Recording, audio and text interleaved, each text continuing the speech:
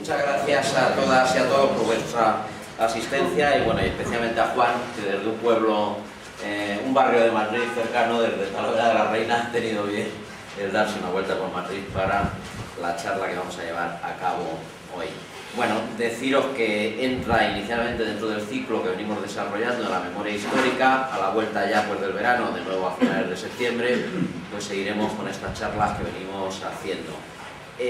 Supongo que habéis visto hace 2 o 3 días, relacionado con información meramente, pues que el proyecto de ley de memoria histórica va a sufrir un nuevo atraso y va a entrar inicialmente en comisión, y va ya a iniciar el proceso de tramitación a la vuelta del verano, y ahora mismo pues está en el aire si realmente hay voluntad por parte del gobierno, más allá de las insuficiencias, limitaciones, de sacar adelante pues la ley o no.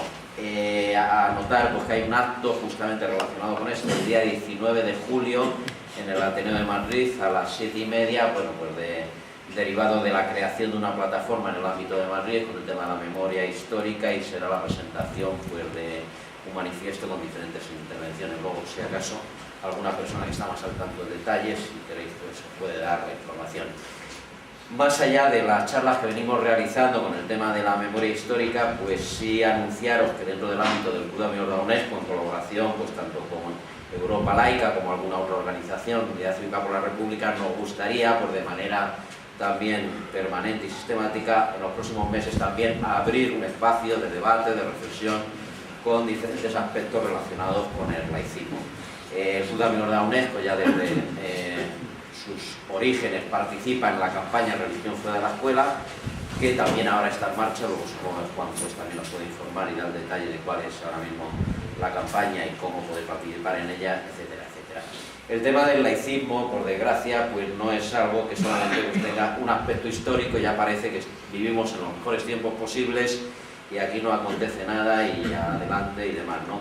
Quizás pues los temas de actualidad pues a veces son los propios obispos, la jerarquía, la que saca pues de quicio absolutamente cualquier tema. Está ahora la campaña, el nuevo alzamiento nacional que quieren lanzar con el tema de educación para la ciudadanía. Más allá de esa revuelta presunta que quieren llevar adelante, pues meses atrás era el tema de la religión dentro de la escuela, que quieren elevarla sin ningún problema pues al máximo nivel posible científico si pudieran. Parece que ahí la libertad no les preocupa, y si hubiera enseñanza obligatoria de la religión en la escuela, pues ahí el Estado sí tendría presuntamente todas las digamos cartas para jugar. Sin embargo, si el Estado hace pues algún tipo de actividad que no les gusta, pues entonces en nombre de la libertad, etcétera. O meses atrás, cuando se firmó por parte del gobierno pues el nuevo acuerdo de financiación de la Iglesia Católica, abonándole digamos del 0,52 al 0,7%, pues ahí el Estado muy bueno y hacer lo que Dios manda, etcétera, etcétera. Todo esto además con la complicación que se genera, pues que ningún gobierno del PSOE, pues pasados 14 años por un lado con Felipe González, los 4 que llevamos, que ya anticipó desde el primer momento que no iba a tocar los acuerdos con la Santa Sede. Acuerdos que, como todo el mundo sabe, pues tienen la apariencia de que están al amparo de la Constitución, pero que realmente se negociaron antes y que esperaron unos días después para dar la apariencia de que esos acuerdos pues cumplían la Constitución y que claramente pues no se adaptan a ella. Pero el problema es que, claro, no se han anulado, no se han revisado, no se han quitado de en medio, y es la excusa permanente que siempre se da pues para tomar cualquier acuerdo de la índole que sea. Pues todo esto, los acuerdos de Santa Sede, los antecedentes del concordato inicial de 1953 y actualizaciones, pues va a ser un poco el tema de la charla de hoy. Algunos aspectos que yo creo que es interesante de cómo no solamente la cuestión de los textos legales, más allá de que puedan ser susceptibles de una interpretación pues más progresista, menos progresista, y yo creo que sí tiene que ver pues quizás con lo que acudimos pues todos los días, que son los usos y costumbres que más allá de los textos legales y la interpretación susceptible pues acontecen. Voy a poner un ejemplo de ayer mismo: funerales de Estado. Hemos visto que, al igual que ocurrió con lo del 11M, más allá de lamentar pues evidentemente la muerte en este caso de los soldados en el Líbano, y al margen de otros debates de inhibidores, si se debe estar allí o no estar allí, pues el funeral de Estado en realidad lo que se celebró, además televisado masivamente, pues un funeral pues de rito católico, donde el capellán pues dice siéntense, levántense o lanza un discurso, ¿no? Y esto pues en el debate este de que si inhibidor es sí o no, pues pasa desapercibido, como en su momento ocurrió pues, con el tema del 11M, que más allá de que había otras personas que podían tener otras creencias, otras religiones, digamos que lo que debe de quedar claro es en esa separación Iglesia-Estado, la neutralidad del Estado no puede significar que se mantiene pues una confusión entre un ritual de una Iglesia, la católica, y el funeral del Estado. Seguramente pues hay una falta de previsión, o sea, es más fácil acudir pues eso, al uso, a la costumbre del lugar, y que es mejor que la Iglesia católica, que lleva pues cientos de años organizando ese tipo de estados, pero obviamente hay una dejación por parte del gobierno en no prever que un funeral de Estado tiene que ser algo neutro, y no por la implicación de la Iglesia católica, que usurpa algo que no tendría que ser, ¿no? Lo hemos visto la semana pasada, cuando se produce el tema de la jura de cargos. Esperanza Aguirre tenía pues a su lado un pequeño crucifijo, a decir verdad, que no era muy llamativo, y que me llama la atención porque hace unos meses, cuando juraron pues Pérez Rubalcaba y Alonso, el tamaño del crucifijo era exactamente así. O sea, por lo menos parece que en cuestión de tamaños pues el gobierno socialista necesita pues demostrar de avance evidente. Pero bueno, esto puede ser pues uno de los actos, o podemos verlo en las procesiones y en los cortejos municipales, donde no es un acto católico, sino que parece que los diputados de izquierda pues también tienen a bien formar parte de ese cortejo, pues confundiendo claramente. O sea, ya ha habido pues, problemas a veces cuando a los propios policías municipales se les obliga pues, a formar parte de ese cortejo. Hay un caso que además fue llevado adelante por un policía municipal, por Europa Laica, la denuncia de que no se sentía obligado a participar en un acto claramente religioso, ¿no? El tema de los cementerios, el uso católico y no civil, la presencia de símbolos religiosos en la escuela, hospitales, cuarteles, etcétera, etcétera. Y ya por terminar, pues habíamos oído hablar, a los que os guste el fútbol, de la famosa mano de Dios que ayudó a Maradona en su momento, pero supongo que está por escribir algún tratado teológico que diga el papel de la Virgen de la Almudena en la victoria del Real Madrid. Supongo que Dios mediante, nunca mejor dicho, pues habrá que ver lo del jugador número 12 o 13, qué papel ha jugado en el éxito. Bueno, bromas aparte, pues ya os decía que aquí pues sería interesante, y por eso vamos a mostrar con un espacio de debate, de discusión con temas de laicismo. Y por terminar, pues simplemente al hilo de que el sábado sabéis que hay una manifestación con el tema del Día del Orgullo Gay, yo creo un poco la necesidad, si me vais a permitir la expresión, de que todos aquellos que defendemos pues los temas relacionados con el laicismo, que hacemos una apuesta por el laicismo, la necesidad un poco, si me permitís la expresión, de salir del armario, porque por desgracia, de ejercer presión, por decirlo de algún modo, es un tema que dentro de las organizaciones sindicales, partidos de izquierda, pues todavía está ahí como un poco arrinconado, y a veces, por lo que contaba antes, los propios concejales, sean de Izquierda Unida, del PSOE, pues participan en las procesiones, no le dan importancia, pero es cierto pues, que yo creo que una reflexión que se tiene que dar, pues sobre todo a veces cuando se habla de construir la república, no sé qué, parece que el tema del laicismo aparece como algo secundario. Yo creo la necesidad de que todos aquellos que podamos estar interesados, pues de igual forma que en su momento, pues el movimiento gay ha conseguido las conquistas, por decirlo de algún modo, en un proceso de presión, de exhibición, de demostraciones, de salir adelante, de hacerse visibles, etcétera,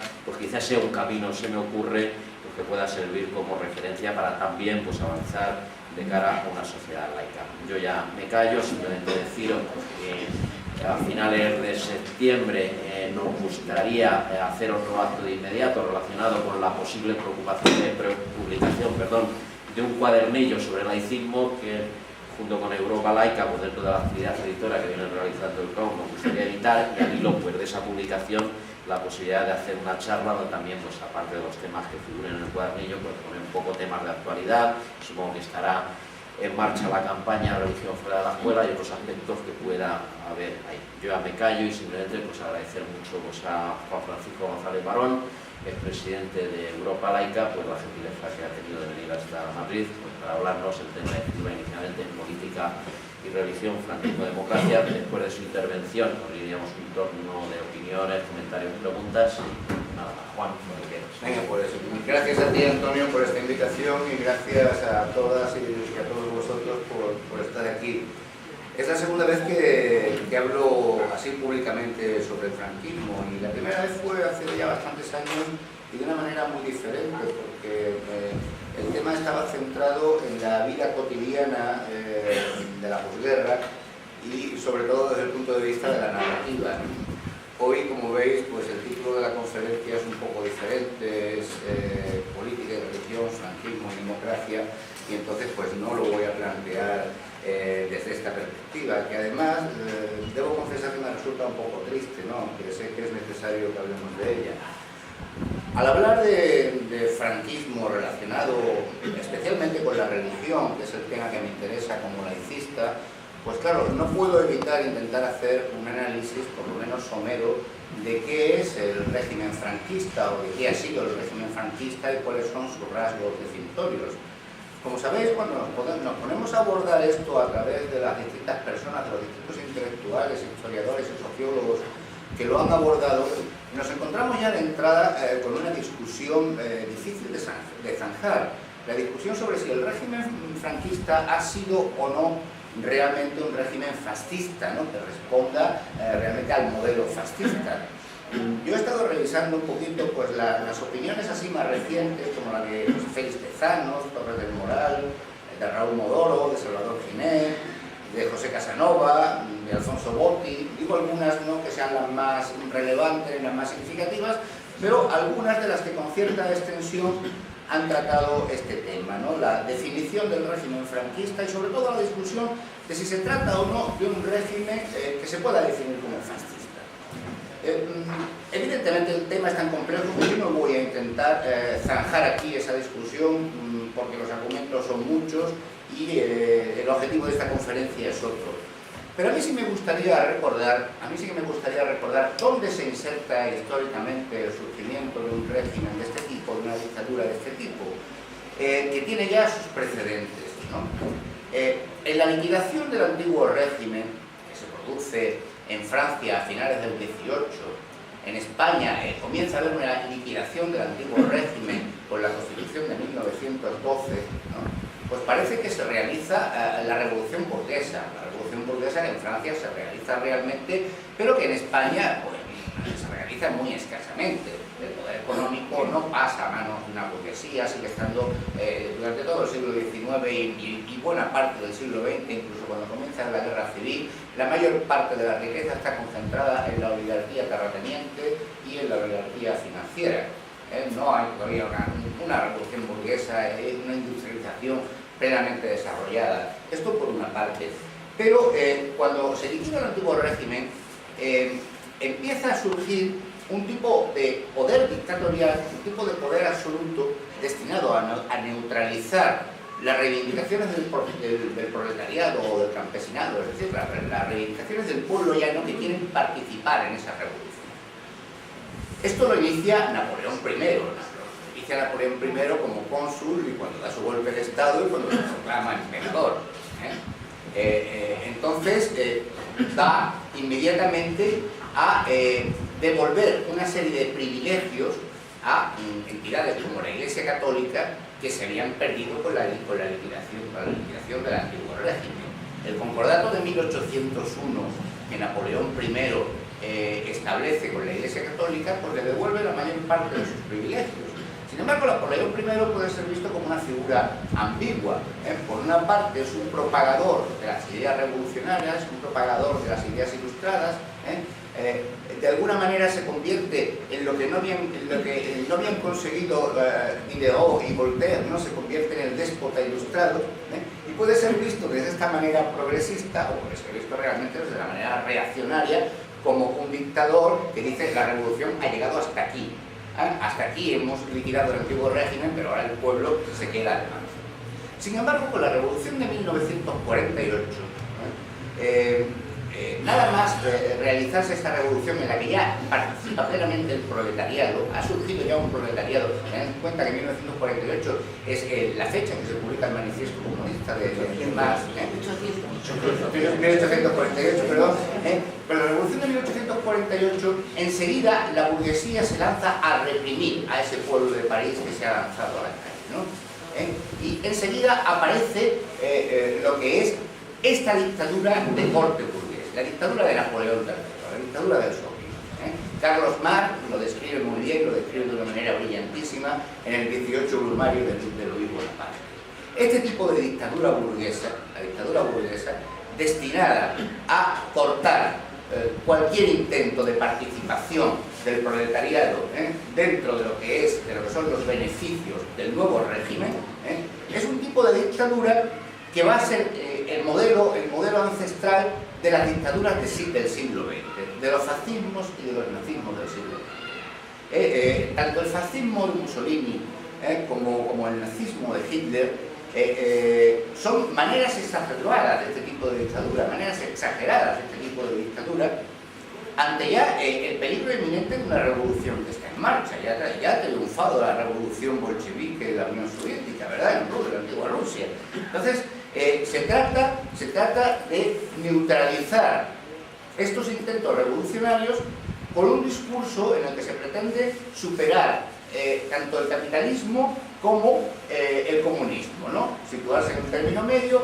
y hacer un proceso de modernización industrial en un estado completamente autoritario, en un estado totalitario de partido único que controla todos los movimientos del individuo, desde su esfera pública hasta su esfera privada, y que sin pretender una vuelta al antiguo régimen, porque ya está asentada perfectamente la industrialización y está asentada la revolución burguesa, va a neutralizar por completo cualquier intento de las clases trabajadoras de participar en el poder, ¿no?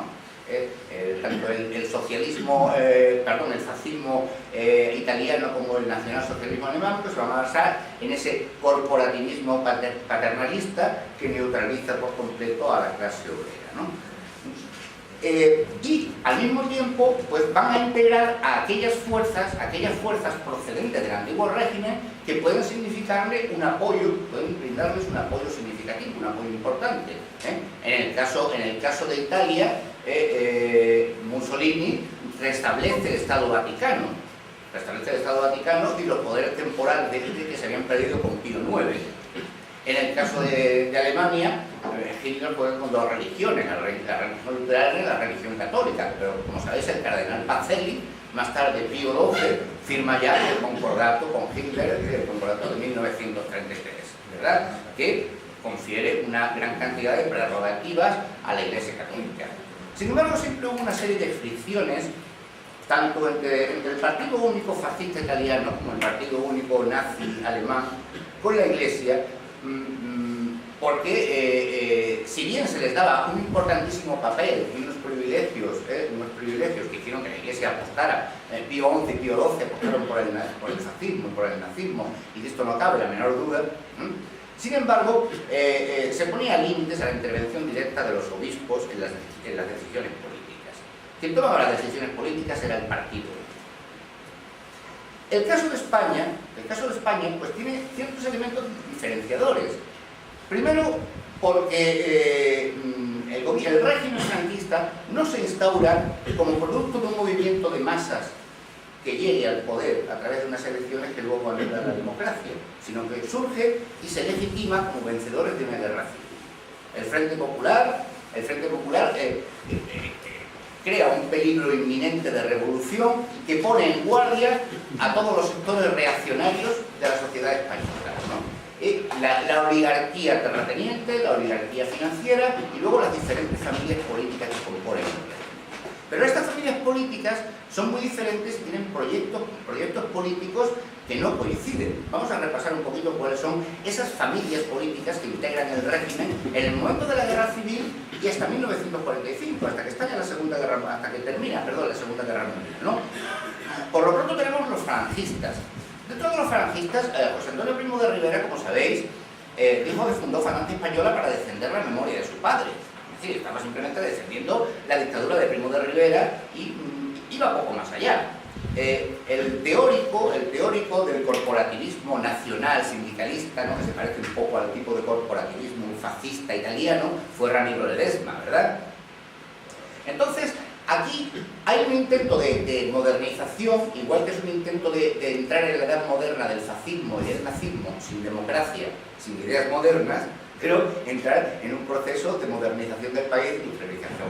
Sin embargo, hay grandes contradicciones dentro incluso de Falange Española, porque su modelo de Estado, curiosamente, es el modelo de Isabel la Católica, una vez terminada la conquista de Granada. Es decir, es el modelo de la primera mitad del siglo XVI, y la apelación constante al imperio, ¿no? El yugo y las flechas, ¿no? Es decir, es una mezcla de ese intento de modernización antidemocrático, fascista y nazi, con elementos tradicionalistas que no corresponden exactamente a este modelo. Aún así, es el que más se parece, desde luego, de las fuerzas políticas, de las familias políticas que integran el régimen, es la que más se parece al fascismo, y estuvo muy en consonancia con el fascismo italiano, ¿no? Ya lo veremos más tarde, cómo evoluciona el régimen en ese sentido en las distintas etapas. La segunda familia importante, que juega un papel importante, son los carlistas. Los carlistas, evidentemente, pues ya no constituyen una fuerza puramente fascista, lo cual no quiere decir que no sea una fuerza autoritaria y no sea una fuerza antidemocrática, pero ellos lo que buscan es la vuelta a una monarquía tradicional. Y además a una monarquía tradicional con unos rasgos peculiares. No es la monarquía absolutista, no es la monarquía absolutista al estilo del rey Sol francés Luis XIV o al estilo de Fernando VII en España, ¿no? Esa monarquía tiene que estar temperada por una serie de limitaciones. ¿Cuáles son estas limitaciones? Pues por una parte, las tradiciones y los fueros, y por otra parte, esta es la importante, Dios, porque todo poder viene de Dios, y por lo tanto, la Iglesia. Es decir, esa monarquía tiene que estar profundamente subordinada a Dios y a sus representantes en la tierra, que son la Iglesia, ¿no? Esta es la segunda familia del régimen. La tercera familia del régimen pues son los monárquicos alfonsistas. Estos monárquicos alfonsistas apoyan el golpe militar, apoyan la insurgencia, pensando que aquello es una pequeña transición, ¿no? Esa dictadura es una pequeña transición para restaurar la monarquía. Restaurar una monarquía absoluta, ¿no? En todo caso con ciertos pisos de parlamentarismo, ¿no? Pero restaurar una monarquía alfonsina, ¿de acuerdo? Y finalmente los militares que tienen como objetivo principal y como obsesión principal la unidad de España, España única e indivisible. Entonces, estas cuatro tendencias, estas cuatro grandes familias, bueno, aparte está, claro, la oligarquía terrateniente, ¿no? Están los grupos que manejan el capital, que manejan las finanzas, pero estas cuatro familias políticas que hemos citado, pues no tienen evidentemente un mismo programa político, un mismo proyecto político, aunque todos sean proyectos políticos antidemocráticos y autoritarios. ¿Cuál es su nexo común? ¿Cuál es el elemento que los une indisociablemente y que los convierte a todos ellos en uña y carne? El catolicismo, la Iglesia. Desde el momento mismo del alzamiento militar, toda la ideología de base es Dios, la patria, la nación como indisociable de Dios y además como indisociable del Dios católico, como indisociable del catolicismo. Y esto es un elemento común en estas familias principales que constituyen, que van a constituir el régimen de Franco desde el momento de la insurgencia de la guerra civil. Cuando la guerra civil se produce durante los primeros años, sabéis que inmediatamente Franco intenta conciliar estas fuerzas en beneficio de su poder personal y obliga a una agrupación en un partido único, que se llamará Falange Española, y ahora ya tradicionalista, porque integra a los carlistas y de la Homs, ¿no? La Homs eran los grupos de Ramiro Ledesma, el nacional sindicalismo. Y también va a integrar a todo lo que es la monarquía alfonsí y va a integrar a toda esta derecha reaccionaria como partido único. Sin embargo, también hay una pequeña diferencia con lo que es el fascismo en Italia. Es que este partido único va a jugar un papel relativamente secundario. Franco se va a servir bastante más del poder de la Iglesia Católica y del apoyo de la Iglesia Católica que del partido único. Y para ello se va a apoyar en los militares, ¿no? Para ello se va a apoyar en los militares, para ir contrarrestando a estas distintas familias del régimen. Entonces, tenemos una dictadura que tiene una ideología claramente fascista en sus primeros años, sobre todo cuando se piensa que las potencias del este van a ganar. Franco declara abiertamente su amistad con las potencias del eje, con Hitler y con Mussolini, incluso en 1941 se envía a Rusia la División Azul como prueba de amistad, pero a partir de 1945 44, cuando parece evidente, ya los signos de derrota son tan claros, ¿no?, que el eje va a perder la guerra, Franco empieza a distanciarse y empieza un poquito a tratar de borrar, en la medida que se puede, de lavar la cara, de maquillar toda esa parafernalia de simbología fascista, ¿no? Sin conseguirlo del todo, porque evidentemente no puede destrozar de un día para otro esas organizaciones que son las que le sustentan. En este momento, pues, se produce ese pequeño alejamiento, pero al terminar la guerra mundial, evidentemente las potencias occidentales pues, no llegan a creerse este maquillaje final y se entra en un periodo de autarquía, ¿no? Se entra en un periodo de autarquía y de represión. En ese periodo de autarquía ya se ha producido el primer pacto importante y por escrito entre el régimen franquista y la Iglesia Católica. Es el pacto de 1941. Ya la dictadura se define como un reino tradicional y católico. Y esta va a ser la ideología más profunda, la ideología de base, sobre la que luego se irán manifestando las otras familias del régimen, llevándose en uno u otro momento el gato al agua o teniendo mayor o menor preponderancia dentro de los sucesivos gobiernos franquistas. Pero es el nacionalcatolicismo la ideología sustentadora de base. Y lo es además, tal como lo formula Menéndez y Pelayo, ¿no? Que fue uno de los modelos elegidos por Franco, ¿no? Que creo que todos vosotros conocéis la obra Historia de los heterodoxos españoles, ¿verdad? Tal como lo formula Menéndez y Pelayo, pues va a ser el elemento inspirador clave de este nacionalcatolicismo. Este régimen autárquico, donde todavía las fuerzas del llamado partido único, pues son las fuerzas más visibles, se prolonga hasta los años 50.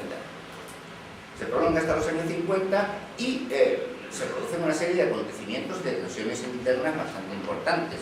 Por una parte, la autarquía no satisface a la burguesía catalana que no tiene la rentabilidad que busca, ¿no? Y que quiere abrirse a mercados internacionales.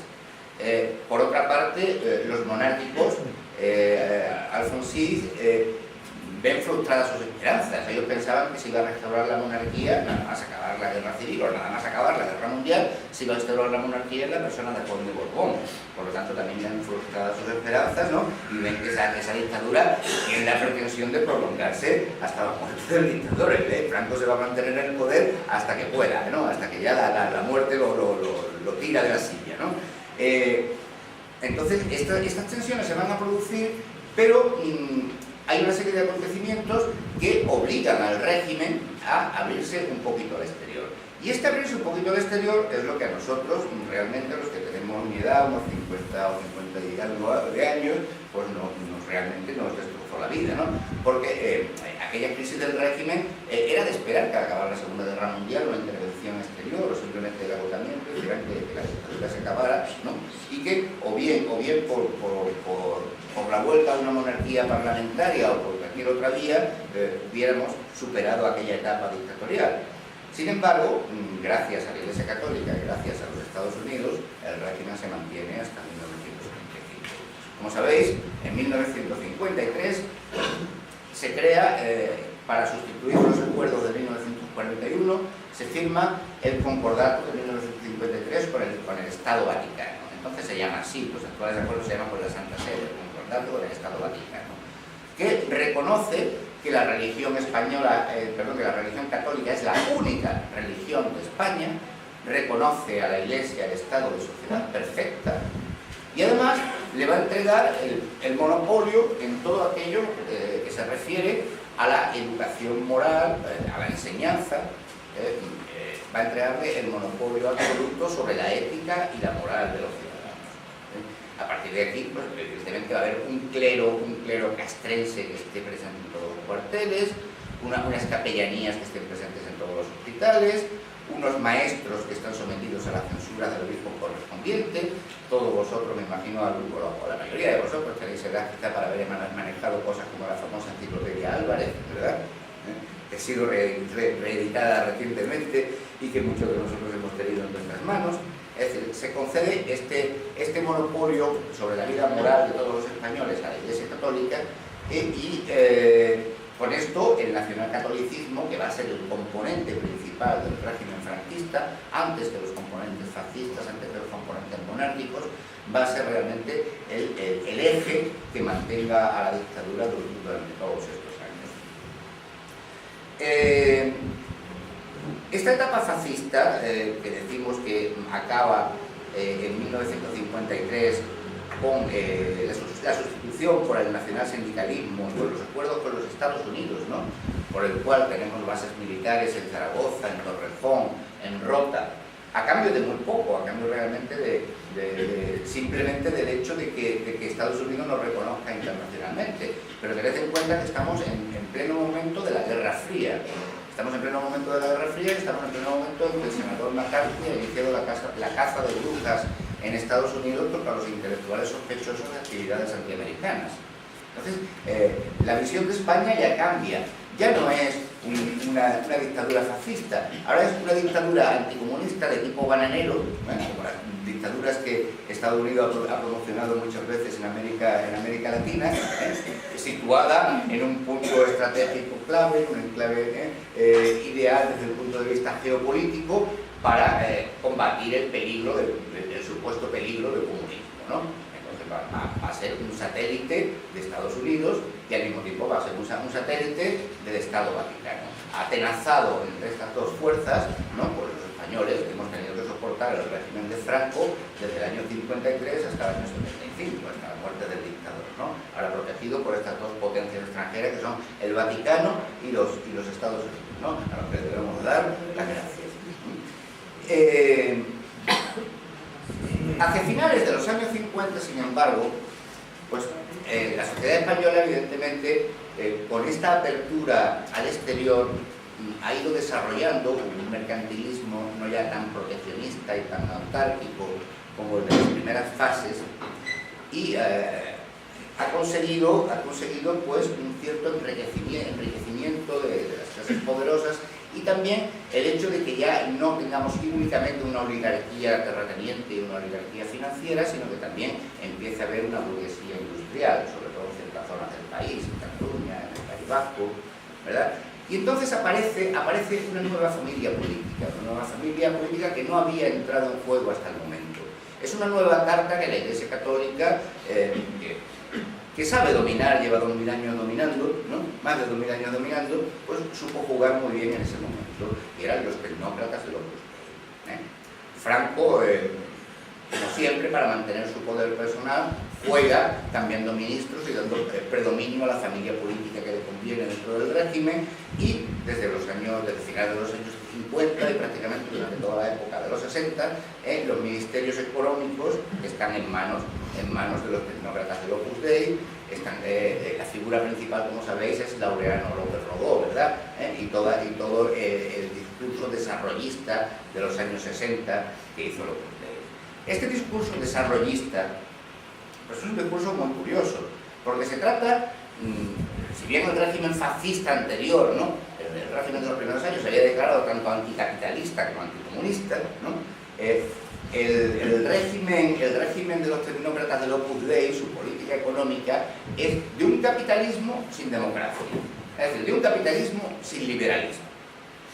Y luego, durante los años 60, como sabéis, pues el propio López Rodó y los teóricos del Opus Dei empiezan a teorizar, ¿no?, y también creo que la mayoría de los que estamos aquí tenéis edad suficiente para acordaros de aquellas teorías, ¿no?, sobre la diferencia de lo que es el liberalismo político y lo que es el liberalismo económico.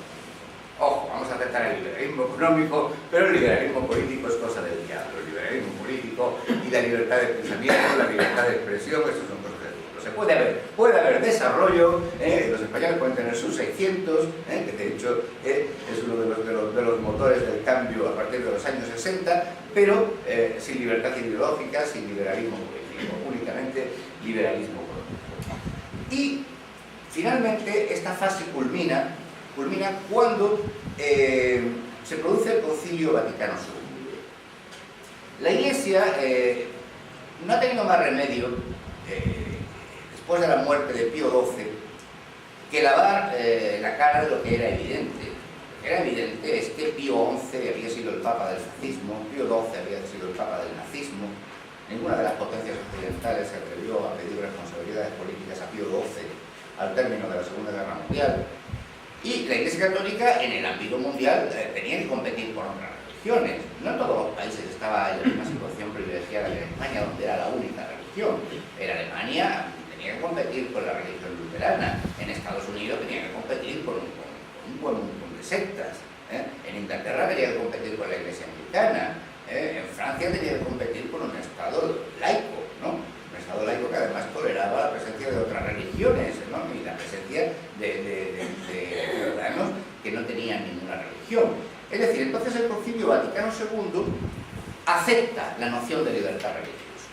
El Concilio Vaticano II acepta la noción de libertad religiosa, que es una noción que, como sabéis, procede del protestantismo, pero que no es aceptada por la Iglesia Católica hasta que se ve obligada a entrar en competencia con otras religiones, ¿no?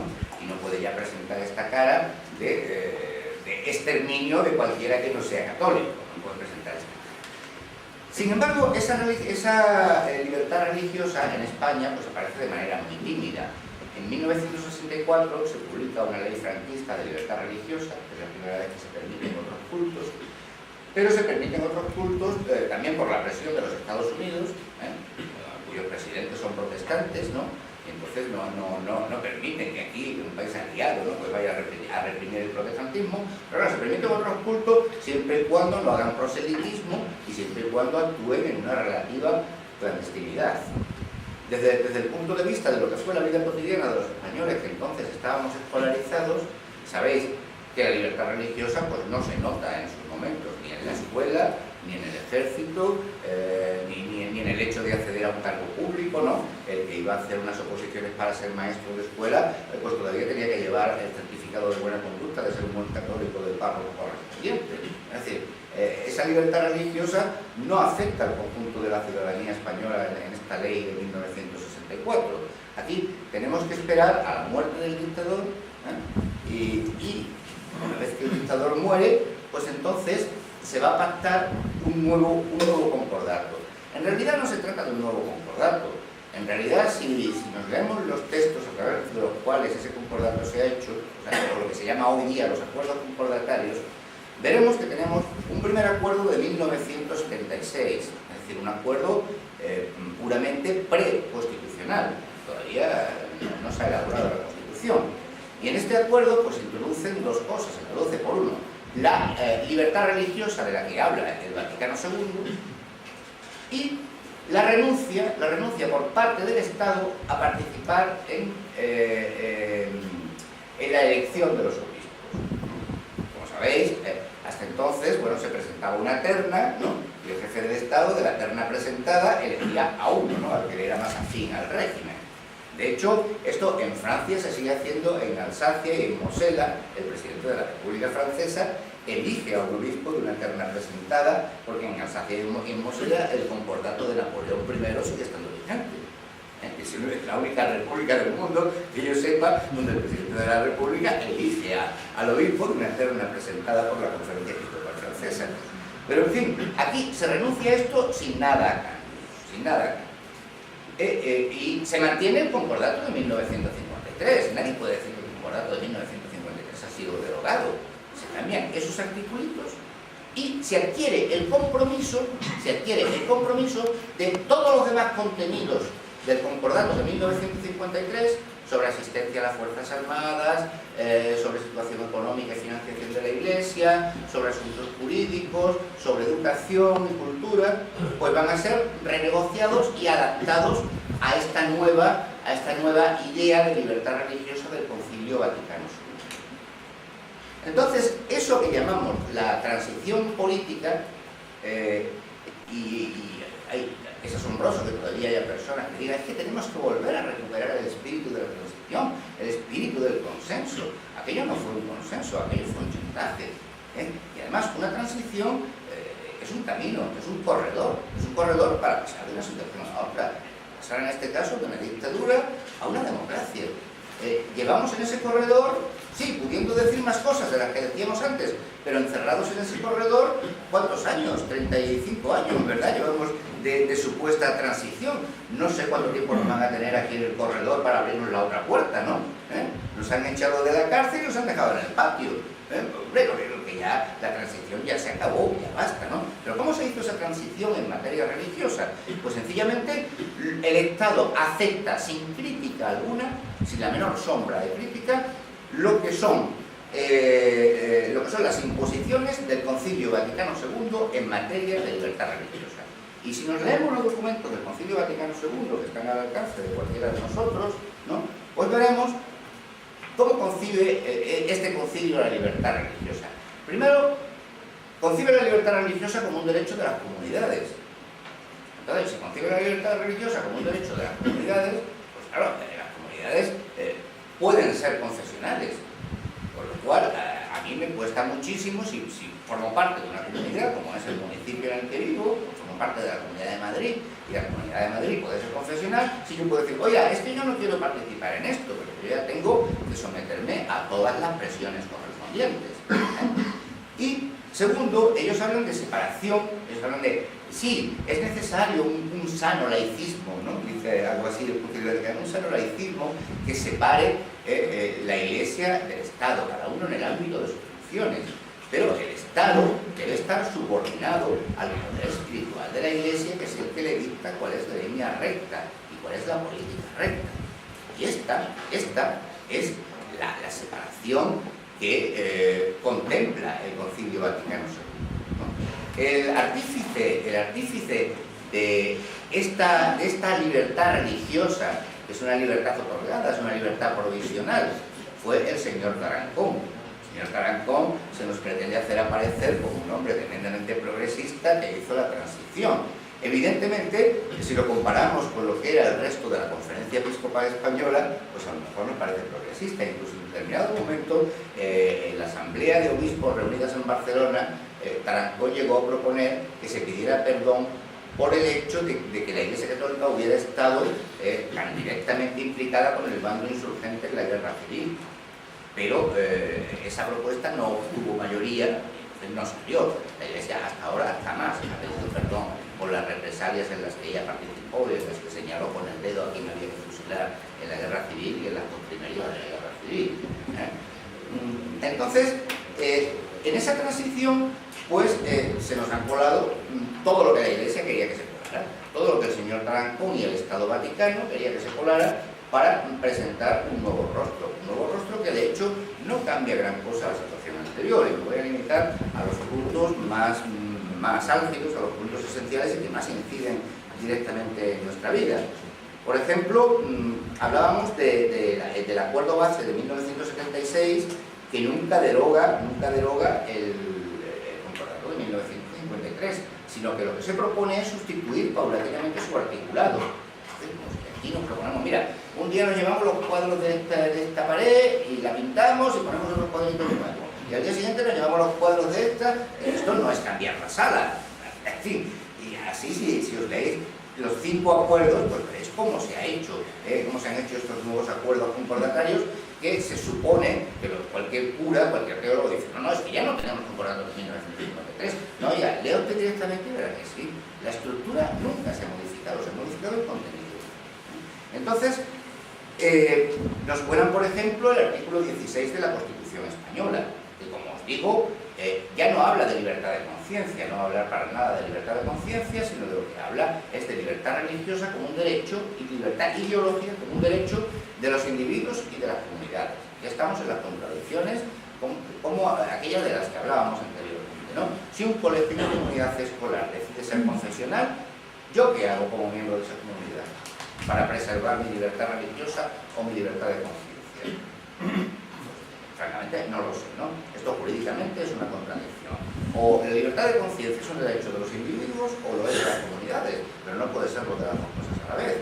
Si aquí nos vemos obligados a decir, venga, aquí o todos moros, o todos cristianos, o todos protestantes. A ver, el que no quiera ser, lo votamos, el que no quiera ser de alguna de las tres cosas, ¿qué hace?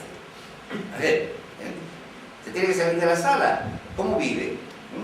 ¿Cómo vive la familia de alguno de estos militares en ese funeral, si se niega a que el funeral se haga como un funeral católico? ¿Alguien le ha preguntado a alguna de esas familias que recogió a los soldados muertos si era católica? ¿Alguien se lo ha preguntado? En fin, pues el artículo 16 ya nos coloca en esta tesitura. El artículo 16 está lleno entonces de cuestiones que son absurdas y que llaman al cielo, y que vienen de la etapa anterior y que no han superado en absoluto la etapa anterior. El artículo 16.2 dice que ningún español estará obligado a declarar sobre sus creencias o convicciones religiosas o no religiosas. Desde el momento en que yo formo parte, pues esto de un ayuntamiento, que es confesional y tiene un patrón que saca en Semana Santa, ¿no? Y soy policía municipal, ¿no? O formo parte de ese cuerpo militar de paracaidistas, de la brigada de paracaidistas de Paracuello del Jarama. ¿Cómo me puedo yo evadir de asistir a esos actos litúrgicos si no declaro sobre mi religión? Y si entonces ya no me gano la animaversión de todos mis mandos, y me gano la animaversión y las presiones y los insultos de todo aquel que se quiera echar contra mí en una situación en la que estoy en unas condiciones absolutas de debilidad. El artículo 16.2 es una auténtica burla, es un sarcasmo que se nos hace a los españoles. Es una vergüenza a la que teníamos que responder virtualmente, quiero decir, con un escupitajo en la cara de que lo ha hecho, ¿no? Es una tortura de peor absoluta. Y para rematarlo, pues ya tenemos el artículo 16.3, en la que se hace una mención especial de la Iglesia Católica, ¿no? El Estado pues tendrá en cuenta, ¿no?, que la Iglesia Católica y otras confesiones religiosas. Oiga, ¿y qué pasa? ¿Qué pasa con las confesiones religiosas, las creencias no religiosas, las convicciones no religiosas? De pronto el Estado nos va a ignorar a todos aquellos que no tenemos convicciones religiosas. Nos ignora a todos los que no tenemos convicciones religiosas y por lo tanto, a partir de ahora somos pura negatividad. No se nos va a perseguir en esa negatividad, no se nos va a encarcelar, no se nos va a quemar. Yo creo que porque no pueden. Porque no pueden, porque en Polonia están empezando cierto tipo de persecuciones que son bastante alarmistas, ¿no? En el sentido de que, bueno, por ejemplo, los homosexuales ya no pueden acceder a ciertos cargos públicos, ¿no? En fin, aquí por el momento creo que los no creyentes estamos a salvo de persecuciones directas, pero no se nos reconoce ningún derecho positivo, somos sencillamente pura negatividad. Y esto se completa con la Ley Orgánica de 1980, que recoge literalmente lo que el Vaticano dice sobre libertad religiosa. Y que entonces va a interpretar todo lo que es la Declaración Universal de Derechos Humanos, lo va a interpretar a su guisa, a su modo, sustrayéndolo para todos aquellos que tienen convicciones de tipo no religioso y limitándola a la Iglesia Católica y a 3 o 4 confesiones más que hacen pactos de Estado, de los pactos que no obligan demasiado, para justificar un mínimo de pluralidad. Ya el Estado no es nacional católico, sino nacional religioso con predominio y privilegio de la Iglesia. Con lo cual se disimula un poquito, se da un poquito la cara, pero el resultado sigue siendo prácticamente el mismo. Esto lo notamos en 4 pilares fundamentales, ¿no? La presencia pública de la Iglesia, y no me refiero a la presencia pública en el sentido de que manifieste públicamente sus opiniones, como yo las estoy manifestando aquí, sino la presencia de la Iglesia como entidad de derecho público. Como entidad de derecho público que tiene todo un corpus de derecho eclesiástico del Estado. Es que en todas las universidades hay cátedras de derecho eclesiástico del Estado. Esto rompe el más mínimo sentido común cuando se dice ninguna religión tendrá carácter estatal. Oye, y tenemos un derecho eclesiástico del Estado que llena de cátedras nuestras universidades. ¿Qué es esto de que ninguna religión tendrá carácter estatal? El sentido común más elemental creo que choca abiertamente con esto. Todo lo que ha recordado Antonio, pues no lo voy a recordar sobre la presencia pública constante de los obispos y de los curas en instituciones y en organismos del Estado, y aquí ante la que no nos podemos traer este ejemplo de los funerales del Estado, los funerales del Estado que se hicieron el 11 de marzo, la presencia de los símbolos religiosos en juzgados, en organismos públicos, la jura de nuestros cargos elegidos democráticamente ante un crucifijo, los cementerios, ¿no?, donde todavía el proceso de llegar al cementerio realmente laico, ¿no?, donde la persona que no es religiosa pueda tener un funeral tan digno como el que sí la es, está todavía muy poco desarrollada. Hay muy pocos tanatorios, ¿no?, que desarrollen esto realmente. Entonces, en ese sentido, ¿qué ha cambiado? Seguimos con la financiación del clero, es decir, seguimos pagando los sueldos de curas y de obispos. Pagamos los sueldos de curas y de obispos exactamente igual que los pagábamos antes de la Constitución. ¿Dónde está la transición en este sentido? Los curas y los obispos siguen siendo un parafuncionariado del Estado, que aquí no se ha movido absolutamente nada. Seguimos pagando todas las capellanías, tanto en el ejército, como en hospitales, en asilos, en cárceles, como otro funcionariado del Estado, que tenemos que aceptar así, por las buenas, como imposición ideológica. Seguimos pagando a los 27.000 catequistas que son profesores de religión en la escuela sostenida con fondos públicos, tanto la pública como la privada sostenida con fondos públicos. Mantenemos una red de escuelas privadas que es quizá el mayor de los negocios de la Iglesia, la mayor parte de ella, más del 80% de los centros en manos de comunidades religiosas, que permiten un ideario de centro dentro de los itinerarios oficiales, no como actividades extraescolares, con lo cual pueden elegir al profesor de matemáticas, al profesor de historia, al profesor de física, al profesor de química, al profesor de filosofía, en función de su ideario católico, lo cual es absolutamente aberrante desde el punto de vista del Estatuto de los Trabajadores. Y no solo ya el profe de religión católica, que además se va a acoger a partir de ahora el Estatuto de los Trabajadores pasando por encima de cualquier interino. ¿En qué ha cambiado esto? Y por último, tenemos la protección penal de las convicciones religiosas. Claro, cuando el Estado era un Estado nacional católico, la blasfemia era un delito. Blasfemar es simplemente pues, ir en contra de un dogma o de un principio sustentado por la religión católica. Si yo digo en la época franquista, pues mire usted, no me creo eso de la Trinidad, eso de que haya tres dioses y uno, no me entra, no me acaba a mí de... Pues, eso es una blasfemia. Bueno, la blasfemia desaparece como delito bastante más tarde, no aparece con la libertad religiosa, desaparece como delito del Código Penal Español en 1882, pero rápidamente se vuelve a reinstaurar y con la Ley Orgánica de Protección Penal de la Libertad de Conciencia, que no protege la libertad de conciencia, lo que se hace es reintroducirla bajo otro nombre. Ahora es protección penal de los sentimientos religiosos. Con lo cual, claro, se dice, hombre, ya no se protege solo los sentimientos de los católicos, también protegemos los sentimientos de los musulmanes, también protegemos los sentimientos de los protestantes, pero oiga, ¿qué pasa con los sentimientos filosóficos? ¿Qué pasa con los sentimientos estéticos? ¿Qué pasa con los sentimientos políticos? ¿Qué pasa con los sentimientos civiles? ¿Qué pasa con los sentimientos de la mujer que vea que alguien hace un discurso machista? O del homosexual que ve que un obispo, ¿no? lo está acusando de los crímenes más horribles.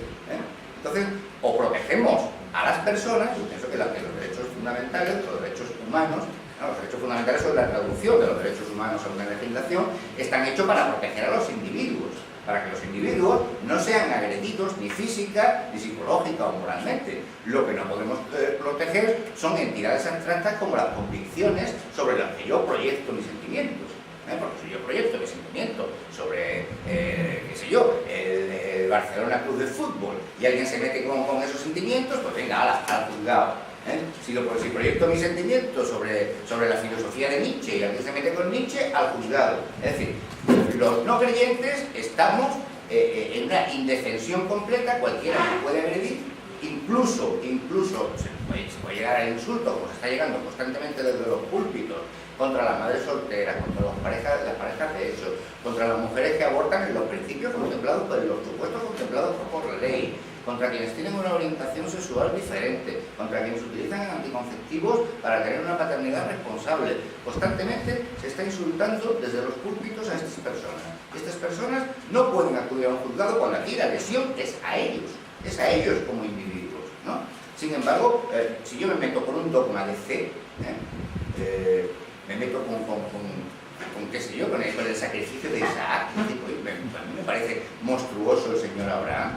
El señor Abraham es monstruoso, que se lleva allí al Isaac, lo quiere acuchillar, cuando le dan el corderito, cuando Dios lo sustituye por el corderito, vuelve a casa y no le dice nada a Sara porque está avergonzado. De hecho hay una obra de Soren Kierkegaard que se llama Temor y Temblor, y Soren Kierkegaard lo trata todo el tiempo como un asesino, como lo que es. Lo que pasa es que Soren Kierkegaard, como cristiano, dice, bueno, pero el caballero de Dios siempre tiene estas prerrogativas, ¿no? O sea, el caballero de Dios puede ser un asesino. Bueno, pues en estas circunstancias nos encontramos, en este callejón que todavía llamamos la transición y no hemos sabido de él en materia de laicismo. Se ha pretendido sustituir la libertad de conciencia por este fraude que es la libertad religiosa, Y, de hecho, vivimos bajo algo que el general Franco dejó atado y bien atado. Dejó atada y bien atada la monarquía, dejó atada y bien atada nuestra dependencia internacional de los Estados Unidos y de las políticas desastrosas que Estados Unidos está haciendo en el mundo, y dejó atada y bien atada a través del señor Tarancón, del bueno del Tarancón, del progresista del Tarancón, nuestra dependencia de una Iglesia Católica que todavía sigue controlando en buena parte nuestras vidas, en nuestra moral, en nuestra ética y nuestra libertad. Yo ahora sí que quisiera pasar a un coloquio, ¿no? Porque ya llevo mucho rato. Muchas gracias.